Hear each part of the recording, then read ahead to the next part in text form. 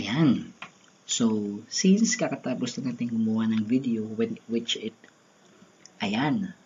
since kakatapos na natin mag-upload ng video yung about sa mga kailangang documents i-submit if you want to be promoted for Teacher 2 hanggang Master Teacher 5, yung mga kailangang documents, nabanggit ko doon is kailangan ang letter of intent.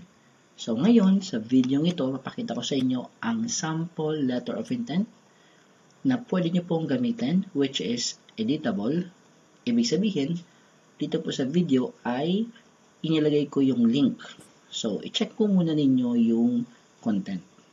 Ayan. So, kung ikaw po ay mag-apply for Teacher 2, 3, 4, 5, 6, 7, hanggang Master Teacher, ito po na part sa position, yan po na naka-highlight, palitan nyo na lang po yan.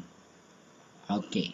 Then, yung content, kung okay na po yan sa inyo, pwede nyong kopyahin. Then, ito po na may mga nakalagay naman sa parenthesis, i-edit nyo na lang po yan. Okay. So, ipakita lang po natin yung content. So, ayan po. Malinaw dyan, if we are going to make a letter of intent, we are going to express why we are going or why we want to apply for that particular position, and then, pwede natin ilagay na yung ating mga achievements, mga professional background. So, gaya po dito. Yan. Nakalagay na dito yung ating mga awards or even trainings. Next, yan.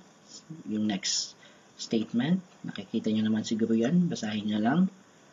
And then, sa baba, of course, nakalagay yung ating pangalan. Ayan. So, yung footer. Okay. Then, taas naman yung header nito. Okay, ito yan. Okay, so my dear teachers, if you want the soft copy, nilagay ko po yung link ng soft copy sa description nitong video. So, dun nyo po makikita. I-download nyo na lang po. And as a bonus, if may kakilala pala kayo na mag-apply for Teacher 1, ito po, inilagay ko na rin yung sample letter of intent for Teacher 1 sa mga bago pong teachers na mag-apply for Teacher 1. Ito po yung sample letter of intent. So, i-edit nyo na lang din po yan, yung mga blank dyan. Lagyan nyo na lang ng details nyo. Ayan. So, that's it. So, ganyan lang po kadali teachers yung paggawa ng letter of intent. If you want, you can just like or comment sa ating video if na-appreciate nyo yung itong ginawa natin. So, that's all po. Abangan nyo lang po ang ating mga next upload.